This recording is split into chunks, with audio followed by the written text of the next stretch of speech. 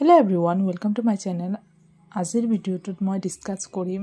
যেটো ফাৰ্স্ট সেমিস্টাৰ সিলেবাসটো আন্তৰ্জাতিক সম্পৰ্কৰ পৰিচয়ৰ যেটো টপিক আছে এটা ইম্পৰ্টেন্ট সংস্থাপিত বাস্তৱবাদ ক্লাসিক্যাল ৰিয়েলিজম তো ক্লাসিক্যাল ৰিয়েলিজমৰ ধাৰণাটো কি আছিল ক্লাসিক্যাল ৰিয়েলিজমৰ ধাৰণাটো এই আছিল যে ক্লাসিক্যাল ৰিয়েলিজম কৈছিল যে এটা ৰাষ্ট্ৰৰ বা এটা কান্ট্ৰিৰ মাজত কি থাকে বিবাদ আৰু সংঘাত সদায় থাকিব ইন্টাৰনেশ্যনেল ৰিলেচনত কিয়নো কান্ট্ৰিবিলাকে কি চাই পাৱাৰ আৰু সিকিউৰিটি মোষ্ট ইম্পৰ্টেন্ট ফেক্টৰ হৈ যায় আন্তৰ্জাতিক ৰিলেচনত ক্ষমতা কেনেকৈ আহৰণ কৰিব পাৰে ক্ষমতা আহৰণ কৰাটো পাৱাৰটো কেপচাৰ কৰাটো সকলো কান্ট্ৰিৰ ইম্পৰ্টেন্ট এটা হেতু হৈ যায় এটো কাৰণে কৈছে যে সকলো কান্ট্ৰি ক্ষমতা কি কৰিব সকলো কান্ট্ৰি ইকুৱেল পাৱাৰ হ'ব নোৱাৰে এটো কাৰণে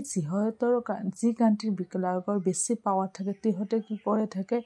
আদাৰ কান্ট্ৰি যেহতে কম পাৱাৰ থাকে তেহতে সদায় কি ডমিনেট কৰি থাকে মিন্স স্ট্ৰাগল ফৰ পাৱাৰৰ কথা কৈ আছে আৰু সংস্থাপিত বাস্তৱত এই কৈছে যে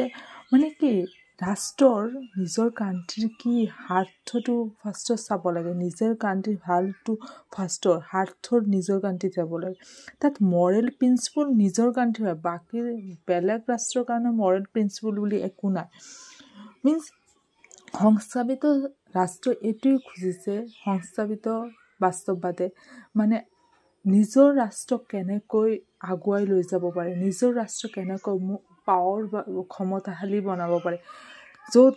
নিজৰ ৰাষ্ট্ৰৰ হাতটোৱে কি হয় মোৰ ইম্পৰ্টেন্ট হৈ থাকে সেই এটোই আছিল যে স্ট্ৰাগল ফৰ পাৱাৰৰ কাৰণে সদায় কি কৰি থাকে লৰি থাকে ৰাষ্ট্ৰবিলাকে স্ট্ৰাগল ফৰ পাৱাৰৰ কাৰণে লৰি থাকে হেতু সংস্থাপিত বাস্তৱবাদৰ মেইন উদ্দেশ্য থ্যাংক ইউ